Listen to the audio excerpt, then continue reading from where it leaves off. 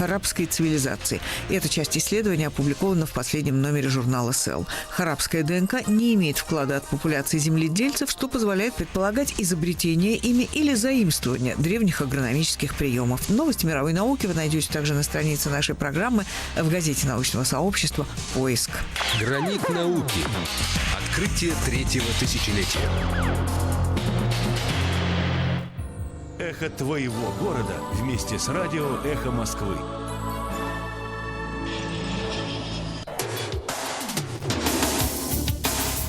Персонально ваш. Здравствуйте, на «Эхе Москвы» в Уфе мы начинаем программу «Персонально ваш» в прямом эфире, поэтому вы нас можете не только слушать, но и смотреть в прямой трансляции в Фейсбуке и на Ютубе. В студии Руслан Валеев, вместе со мной наш гость, руководитель аппарата Общественной палаты Республики Башкортостан Шамиль Валеев. Добрый день. Добрый день. Номер для ваших смс-сообщений и сообщений в Телеграме у нас прежний, +7 927 304 1051. Присылая вопросы, пожалуйста, не забывайте подписываться. Давно мы с вами не виделись в студии, позади выборы. Я тоже по вам скучаю. Вот, и ваше мнение по поводу результатов хотелось бы. Тут два критерия, как обычно, да, как вы оцениваете явку и, соответственно, результат. Высокая явка — это признак того, что население преодолело инерцию и недоверие к институту региональных выборов. Вот. Большое количество физически проголосовавших за Хабирова — это большое ему, не только там мистическая какая-то там поддержка, энергетическая, не знаю, но это реальная поддержка, чтобы ходить ему по всяким там кабинетам и чтобы Башкирия была достойно воспринималась на всех уровнях власти. И с этим у нас были проблемы в федеральной власти. Вот, я думаю, все, что Башкирия должна получать, она должна получать, и я думаю, что количество проголосовавших за это поможет этому. Я, как член одной из комиссий, действительно наблюдал высокую явку, но как вам мнение, что все-таки итоговая явка в целом, она завышена за счет махинаций, которые могли быть на этих выборах? Исключить этого нельзя, как сказал глава СПЧ. Было очень много нарушений, не такие масштабные, чтобы подвергнуть сомнению институт выборов. Вот. Я уверен, что какие-то элементы колдовства по инерции где-то происходили. Вот. Это я бы отнес больше к области страхования бюрократических рисков. Это со стороны? Со стороны исполнителей, среднего уровня исполнителей, которые говорят, вы там говорите у себя там наверху, что хотите, а мы будем делать, как делали, потому что, по-другому как бы. Эти исполнители — это функционеры территориальных избирательных комиссий или функционеры администрации в районах и городах, например? Не знаю, не хочу конкретизировать, не знаю пока фактуры и конкретных юридических обстоятельств этих дел. Вот, исключить этого нельзя. Точно так же, очевидно, читалось, там в воздухе висела заряженность технологий на дискредитацию выборов, потому что имеющиеся все открытые и закрытые, и там самыми ужасными структурами проведенные опросы говорили однозначно о высоких, если не сказать высочайших рейтингах Хабирова. Просто эти данные как бы не публиковались, в силу их там, результаты бьются со всей социологии. А какие службы проводили, социологические, я имею в виду, эти исследования в республике? У нас есть для этого свои ресурсы? Был некий федеральный присмотр за рейтингами губернаторов существует. Он делается централизованно. Я не буду эти называть все три буквы, которые над этим всем занимаются, поскольку не знаю, как бы.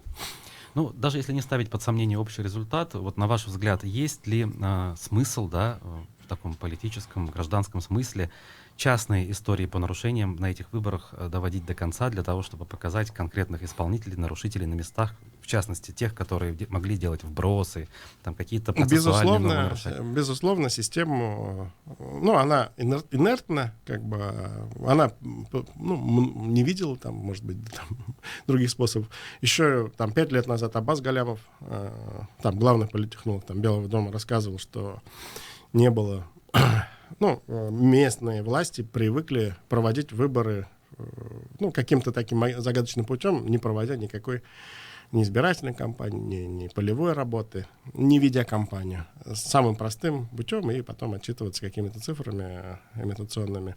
И, прежнее, позапрошлое поколение политтехнологов просто обучало местную систему проводить эти выборы, со всеми атрибутами. Да. И процесс органический. Я думаю, что с каждыми выборами, благодаря гражданским институтам, вот этого черного колдовства будет все меньше и меньше. А система сама заинтересована в том, чтобы вот гражданские институты, конкретные люди доводили свои частные истории доводить до конца? надо. Я только могу привести в пример, полностью на каких-то выборах, по-моему, неоднократно закрытого Демского района, в прошлом, позапрошлом году, где абсолютно все это, показала действенность системы вменяемого математически обоснованного наблюдения.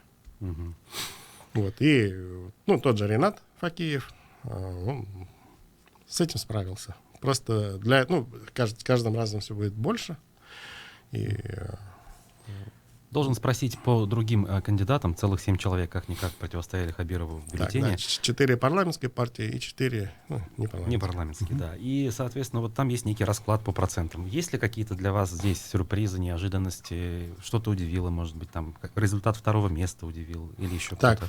У нас на 2-м месте. Лужин, там около 8%. Читаемое традиционное для Башкирии голосование, где весь городской протест уходит в зависимости от психотипа или в красное, или в желто-синее. Это все. Там может быть кто угодно. Навряд ли это было голосование за людей, это было голосование за идею и за выражение городского недовольства. Довольно низкий результат кандидатов самых молодых, да, Зульфия Гайсина, Владимир Барабаш, Владимир Кобзева туда же отнесу. Вы как можете оценить? Я не назову его низким в пересчете на количество живых людей, которые пошли и проголосовали за людей, которых не знали, в принципе, 3 месяца назад. И я не думаю, что это какая-то игра или какой-то метод вычеркивания, метод испортить бюллетень. Они шли и голосовали. Это же, в общем, довольно сложная процедура. Встать утром, взять паспорт, прийти на участок. Это какое-то время занимает. И это на пустом балабольстве, наверное, столько людей не победить. А если в сумме, то там неплохие проценты получаются. Между тем, распространено мнение, оно часто озвучивается в соцсетях, что все эти кандидаты, по сути, не были настоящими, все они были имитационными, такими спойлерами, да, и, соответственно, вот они уже сейчас, по мнению наблюдателей, получают награду за это участие, да, там. То есть, СПЧ, да, награду, я не знаю, какие там ордена раздают. Я видел, как работает старший брат федеральной СПЧ. Там, океан боли. И, не знаю, если кому-то такая странная легитимизация греет души и является наградой, я так не считаю. Я считаю, что это, политика в этом заключается, что люди, которые выражают мнение какой-то группы людей, они, должны быть представлены. В данном случае здесь я не считаю это каким-то хитрым ходом, и я не считаю кандидатов спойлерами. Спойлеры ведут себя как-то по-другому. В основном. Они же, наверное, ведут себя ровно так, как им позволяют себя вести, как с ними договариваются на старте, условно говоря. Не знаю. Про Рафиса Кадырова, вряд ли можно было о чем-то договориться и прогнозировать, что его очень такое экзальтированное и повышающее электоральную культуру граждан поведения. Сейчас, конечно, мало кого это интересует, и не все забыли, наверное, но мы проводили эксперимент, обзванивали муниципальных депутатов, буквально пару десятков человек. Большая часть из них толком не вспомнили, за кого из кандидатов они ставили подписи. То есть изначально на входе, получается, игра была построена, не совсем честно, так скажу. Что мы не помнили? Не помнили. То есть за кого же еще за Ради Фаритовича, конечно. А мы говорим, а вот на сайте ЦИК написано, что вы за Зульфию Гайсину поставили подпись. Вы за Владимира Кобзева, да? Правда? Примерно в таком духе разговоры шли. Там же эти обнародованные Да, мы на основе обнародованных данных. Там же нет. А люди не знают. То есть их данные на сайте ЦК опубликованы, депутат там Иванов Васечкин, значит, расписали за того-то. А они не помнят. Ну, я не помню, как сказать, не в материале этой темы. Просто, не знаю. Знали, наверное, кто шли. Угу.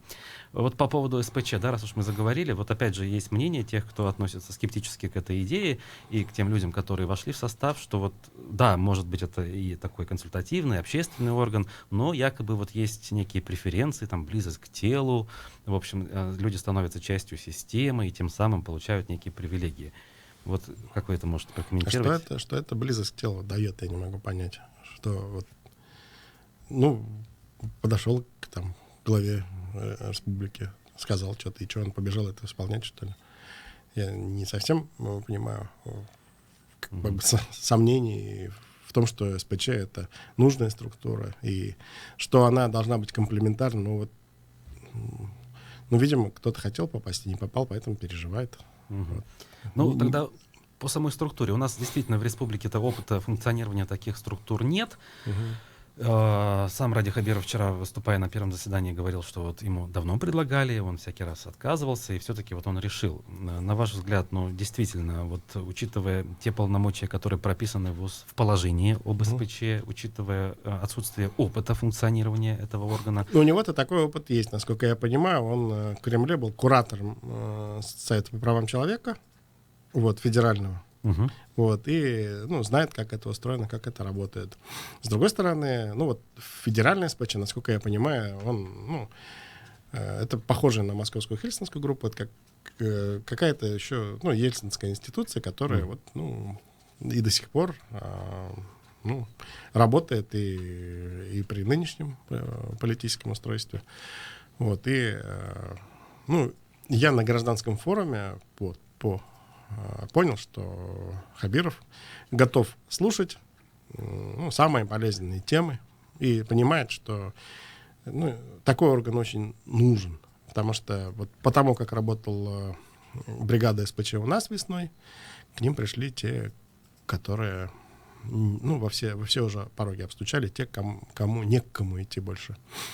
И мы увидели недавно доклад. По крайней мере, я не знаю, насколько все бегут исполнять рекомендации СПЧ, но проговорить и назвать белое белым, черное черным, свою функцию исполняет. То, что у нас государство или силовики, или я не знаю, кто пока еще не готовы работать в демократическом режиме, я надеюсь на лучшее.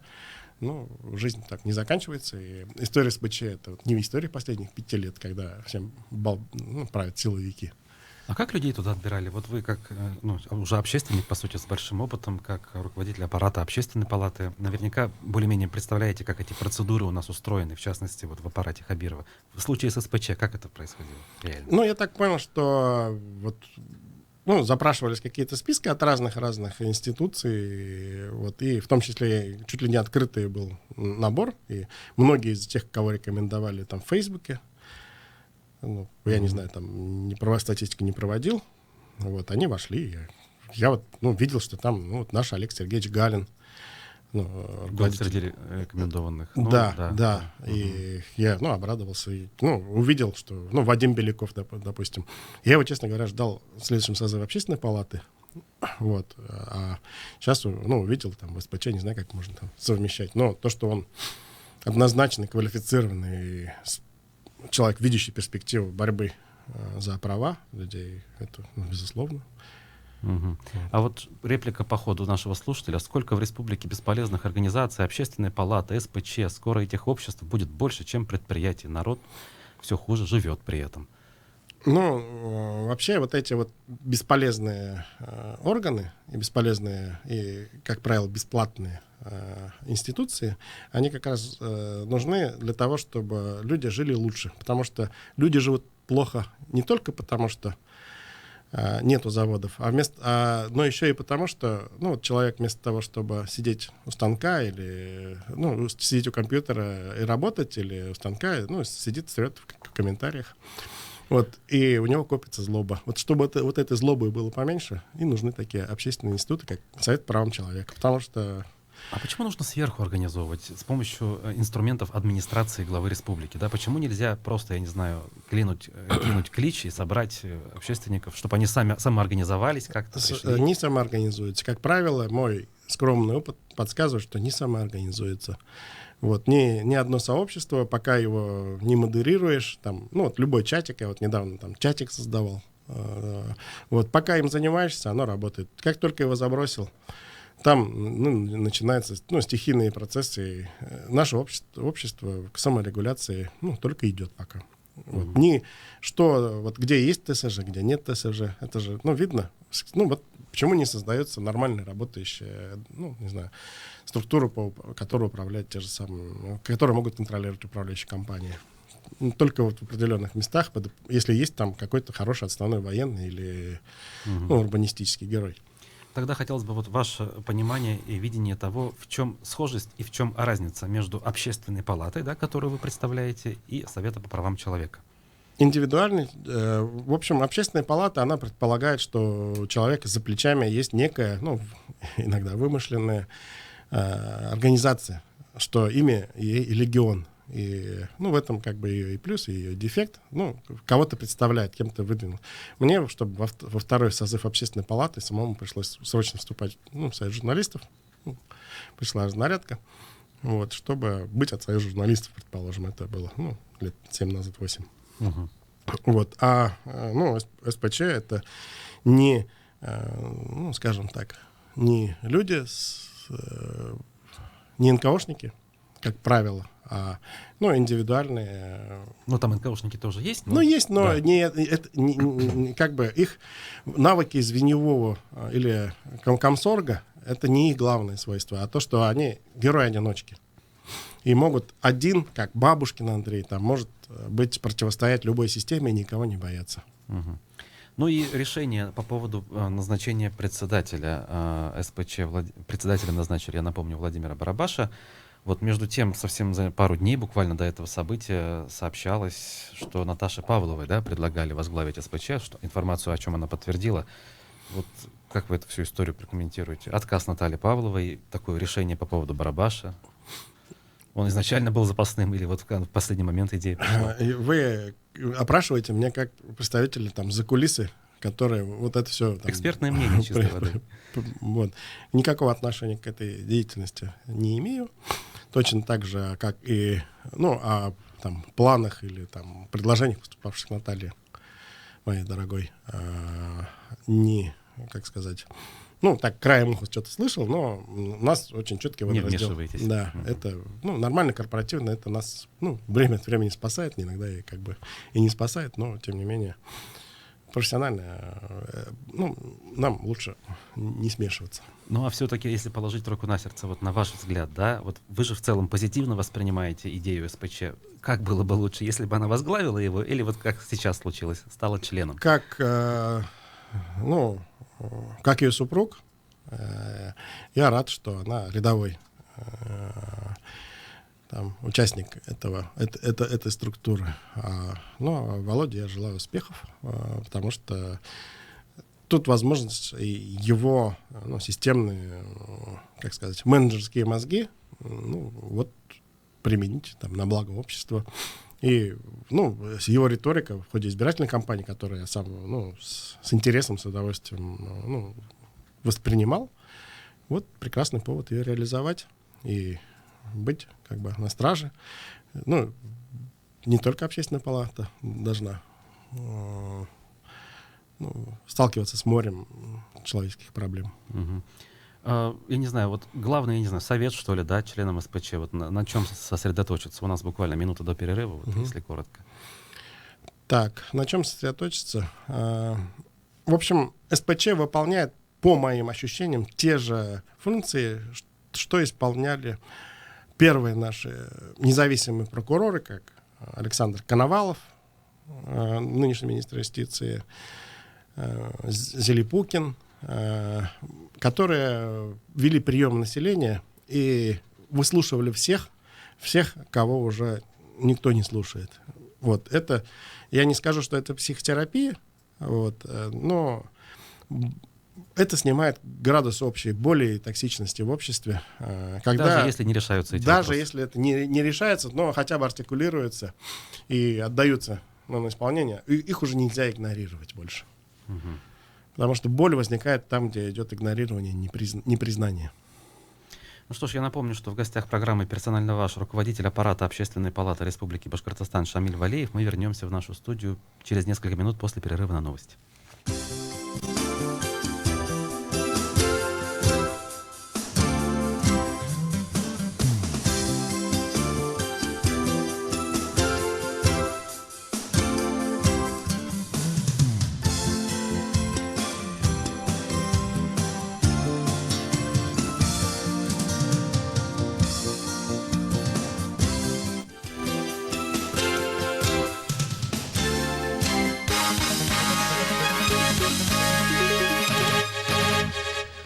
В Москве 13 часов 30 минут. Здравствуйте, в студии Александр Плющев, и в эфире выпуск новостей. Мещанский суд Москвы по ходатайству гособвинения вернул в прокуратуру уголовное дело Айдара Губайдуллина, задержанного во время несогласованной акции 27 июля. Его обвиняют в покушении на насилие в отношении полицейского. Согласно постановлению суда, предъявленное Губайдуллину обвинение не соответствует фактическим обстоятельствам, и вынесение приговора по нему в настоящее время невозможно. Сам Айдар Губайдуллин освобожден из зала суда под подписку о невыезде. Более 100 тысяч человек меньше чем за сутки подписали петицию с требованием освободить актера Павла Устинова. Обращение на портале Change.org разместил актер Александр Паль, который ранее запустил флешмоб в социальных сетях. Поддержку Устинова продолжают выражать пользователи соцсетей, в том числе известные деятели искусства. В их числе глава Союза театральных деятелей Александр Калягин. Публикацию плаката с надписью «Я, мы, Павел Устинов» на своих официальных страницах в соцсетях разместили Ассоциация театральных критиков, театр Ермоловой, РАМТ, театр «Практика», Гоголь-центр, Сатирикон, «Современник» и многие другие. Следственный комитет просит Басманный суд Москвы арестовать адвоката Дагира Хасабова, который обвиняется в воспрепятствовании правосудию и принуждению к даче показаний. Об этом сообщает ТАСС со ссылкой на пресс-службу суда. Адвокат был задержан накануне в Лефортовском суде Москвы перед началом заседания по делу бывших чиновников из Дагестана. В суде Хасабов представляет интересы бывшего замглавы Кабмина Дагестана Раюдина Юсуфова. Власти Индии запретили электронные сигареты на территории страны. Как пишет газета «Хиндустан Таймс», Кабинет министров одобрил запрет производства, импорта, транспортировки, хранения и рекламы, связанных с этой продукцией. Как отмечает ТАСС, в Индии, где живет более 1 300 000 000 человек, насчитывается 106 миллионов взрослых курильщиков. Тем временем в России приняты во втором чтении поправки к налоговому кодексу, которые вводят акциз на электронные сигареты и любую другую вейперскую продукцию. Владельцы сетей «Красное и белое», Бристоль и Дикси завершили их объединение. В результате слияния образуется третий по размеру оборота российский ритейлер. Сейчас под вывесками этих брендов в России работают более 13 тысяч магазинов. Синоптики предупреждают москвичей и гостей столицы об аномально низком давлении и неблагоприятном кислородном режиме. В сообщении сайта «Метеоновости» говорится, что недомогание, депрессивные и эмоциональные расстройства могут отмечаться даже у практически здоровых и не метеозависимых людей. Что касается погоды, то сегодня и завтра днем около 11 градусов выше нуля, предстоящей ночью плюс 4,6, возможны небольшие осадки. Доллар на завтра 64,43, евро 71 рубль 24 копейки. Александр Плющев, служба информации, «Эхо Москвы».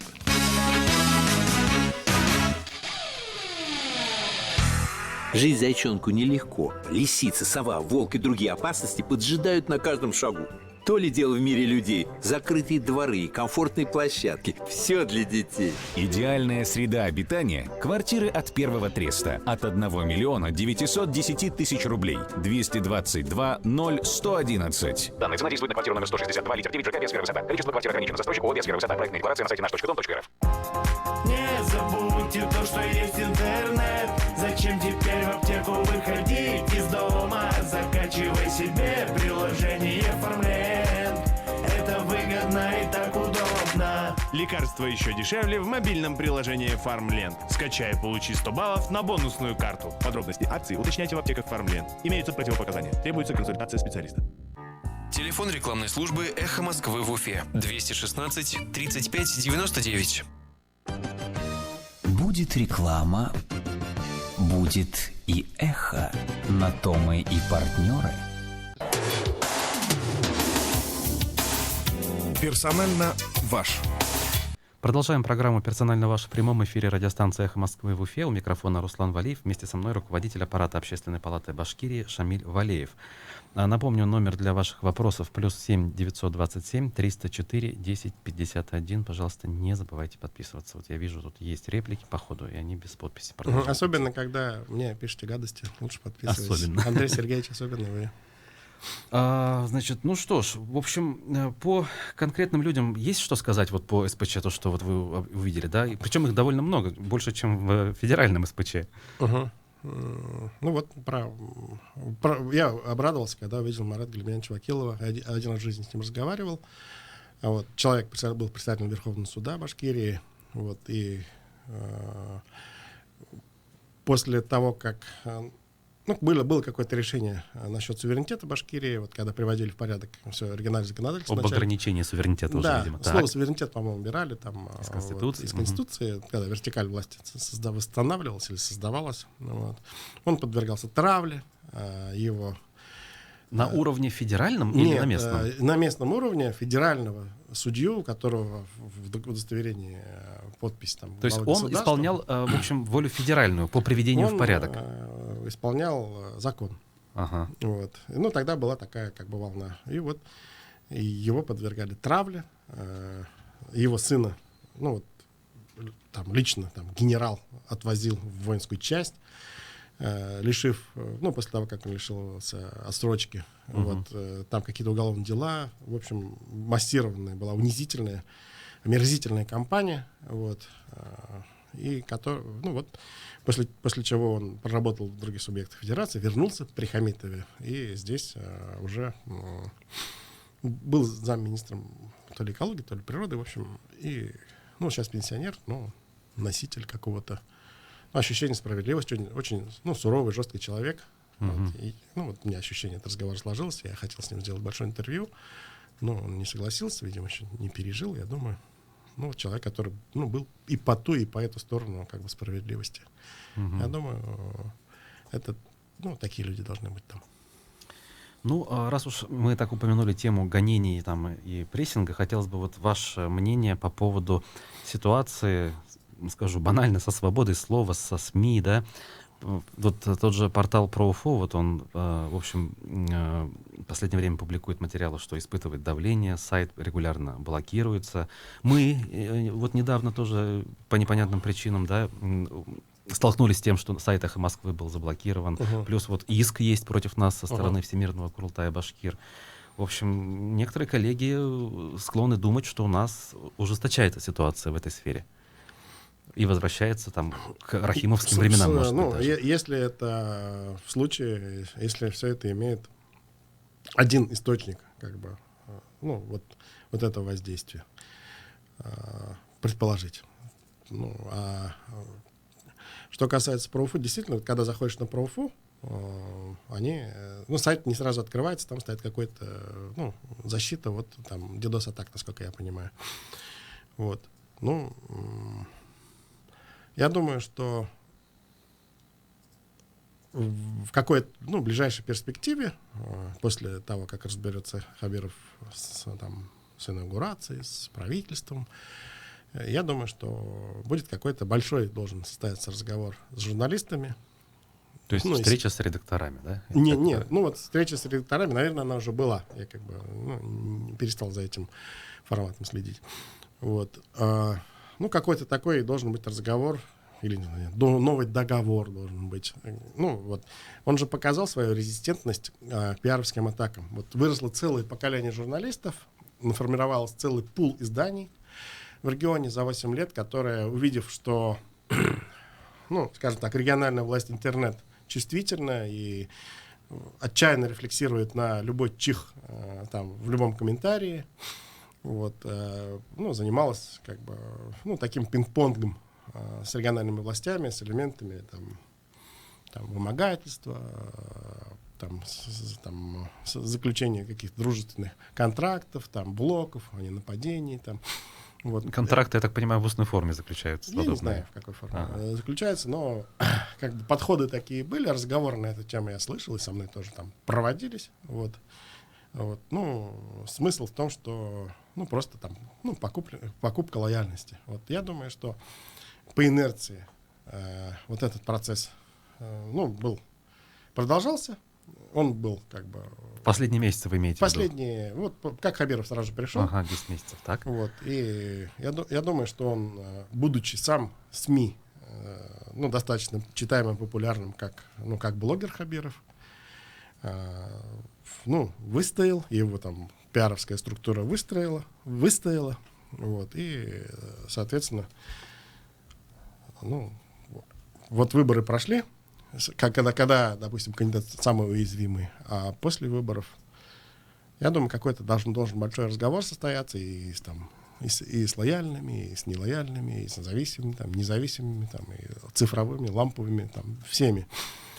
Какой-то разговор, вот, может быть, если бы я его проводил, то я бы, во-первых, сообщил, что критика-то никто не боится. Вот.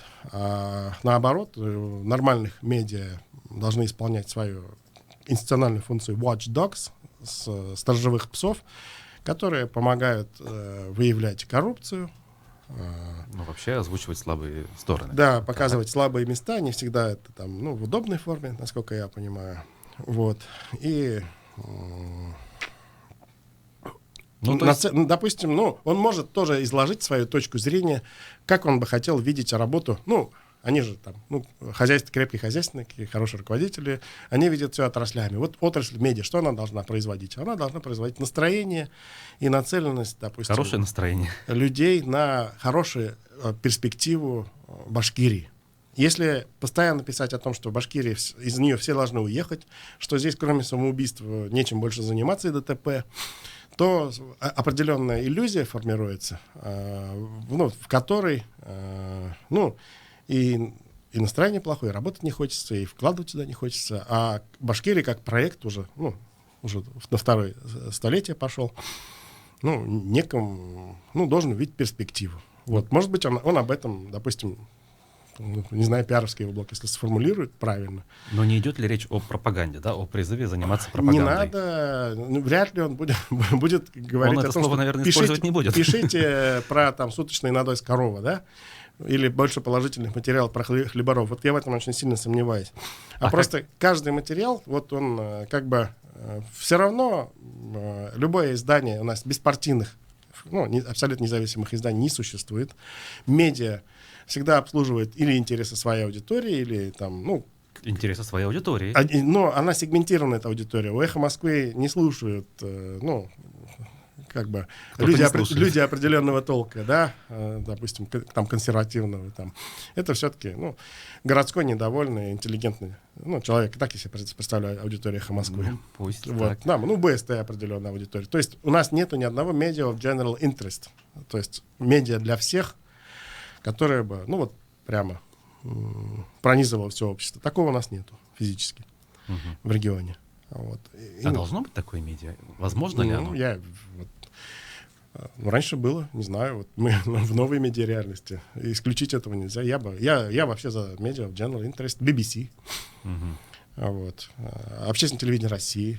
Не знаю, Первый канал. Оно не партийное. Если подавать информационную повестку дня нейтрально, озвучивая только факты. Оно не нейтрально. Уже любое медиа, это любая нарезка новостей, это уже манипуляция повесткой дня. Или мы 3 раза говорим об изнасиловании дознавательницы, и 1 раз говорим про червивую шаурму, и 4 раза про дольщиков, получается определенно одна картина мира. Вот. А если какое-то внутреннее чувство баланса, другое мы выдерживаем, другая будет картина, может быть, более положительная. Вот. Понятно, что легче заходят новости про ДТП. Это бьет, рефлекторно. Понятно, да. Просмотров больше. Вот. Соответственно, и можно задать простой вопрос, который задавали, когда вешали табличку, продавали. А что ты сделал для Башкортостана? Вот твой материал направлен на, чтобы Башкирия цвела, и чтобы здесь хотелось жить, или направлен на то, чтобы она сдохла. И отсюда все разбежались. Но ведь журналист, который стремится работать объективно и дает информацию о проблемах, он на самом-то деле внутренне вовсе не хочет, чтобы Башкирия не цвела, да, а он указывает на проблемы для того, чтобы их исправить. Ты такой, а кому-то кто-то другой. Кому-то нравится, чтобы Чувашия цвела, например. Ну, а как тогда я лично, да, вот как шеф-редактор «Эхо Москвы» в Уфе должен буду воспринять вот подобные пожелания, если такое прозвучит? Сказал. Он имеет право озвучить позицию? Да, наверное. Вот. Почему нет? Он же не требует, не вмешивается в редакционную деятельность. А сам по себе этот разговор, понятно, что вот он на кого-то из присутствующих может повлиять, а на большую часть, я смею предположить, не повлияет. А дальше что? Услышанным он имеет право быть? Изложить свою позицию. Вот он излагает, допустим. Ну, я это гипотетически предполагаю. Вот, не знаю, что будет на самом деле. Ну, вот я бы так делал.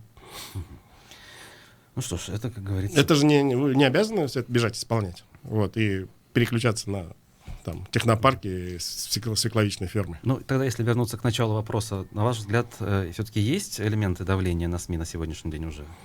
Я не говорю, что они идут с самого верха, там, может быть, каких-то безусловно, есть, всегда есть. Вот. И это всегда конфликт интересов. Хороший материал получается на конфликте. Если нет конфликта, то значит ли это, что наступила для СМИ более сложная эпоха, чем наступила 8-9 лет назад? Требующая большего интеллектуального напряжения и большего качества подготовки материалов.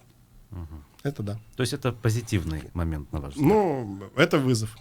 Вот. И то, что, допустим, в один момент, вот, когда вся республика утонула в лае и в заказанных материалах, и уже их перестали читать, где там хапок, где там не хапок, уже как бы перестали разбирать, вот, где там тарганы, все это утонуло, в общей такой рвотной массе. Вот, это одна история была. Вот, но тщательнее надо готовить материалы. Завтра инаугурация запланирована, и, в общем, у нас есть самое, наверное, ожидаемое кадровое решение. Частично оно уже прошло, да. Андрей Назаров стал исполняющим обязанности вице-премьера с перспективой стать премьер-министром. Ваше мнение на этот счет? Я с ним делал первое интервью в 2000 году, когда он работал в Башкирском торговом доме. Вот. Я делал его для комсомолки по заданию Рафы Гореевны. Вот. И тогда у меня сложилось впечатление, что он, бизнесмен грамотный и энергичный. Вот. И если, последующее подтвердило мое впечатление, когда, он депутат там Госдумы, там, вот эта крупная компания девелоперская. Вот. И если это то, как раз чего я хотел, чтобы люди с капиталами, с навыками и умениями, приобретенные, реализованные где-то, возвращались и реализовывали свои таланты здесь. Мне кажется, это на пользу республике пойдет. Немножко бизнеса в бюрократическую систему, наверное, не повредит. А то, что кстати, довольно-таки много критики, да, скажем, в адрес Назарова, вспоминают прошлые там... Это отголоски вполне конкретных пиаровских войн десятилетней давности. Вот. Тогда и сейчас тоже ко мне лично были обращения сейчас, вот на этой неделе. Из Москвы незнакомые люди мне звонили и прощупывали меня на тему, готов ли я участвовать в кампании по травле Назарова или нет. На сегодняшний день кому это может быть выгодно? Я пока не могу это установить, вычислить. Мне конкретно звонили. И не только мне, насколько я понимаю. И я вижу, что идет посев и кампания. Это бизнес-конкуренты или конкуренты на должность премьер-министра? Ой, трудно предположить. Вряд ли таким образом можно добиться, допустим, своего какого-то воцарения. Какое-то противодействие системное, организованное оказывается. И в этом нет у меня никаких, кстати, сомнений. Анализ. Статистика. Если компания заказная, то график публикации у нее квадратный, П-образный. А если, естественно, идет какой-то материал, то шляпа Гаусса такая, бывает гладенькая. Сейчас квадратный. Резкий рост, и потом резкий будет спад. Хабиров поделится реальными полномочиями с Назаровым? Я слышал на партийном мероприятие в «Единой России», где я оказался, вот, ну, по должности. Вот. И я услышал, что он хочет сосредоточиться на стратегии, на развитии республики. И ну, для этого наша традиционная схема, там, первый секретарь обкома и там, председатель Совета министров БССР, она неизменна. И любые опыты на эту тему, вот Хамитов предпринимал, допустим, оставался один в двух лицах, они все равно возвращали вот к этой системе. Ну что ж, мы должны закончить нашу программу немного раньше, поэтому я благодарю нашего гостя, руководителя Общественной палаты Республики Башкортостан Шамиля Валиева и всех, кто был с нами. До свидания. Простите, если нукал много, я старался поменьше. Никакого секрета. Мы говорим все, что знаешь. Радио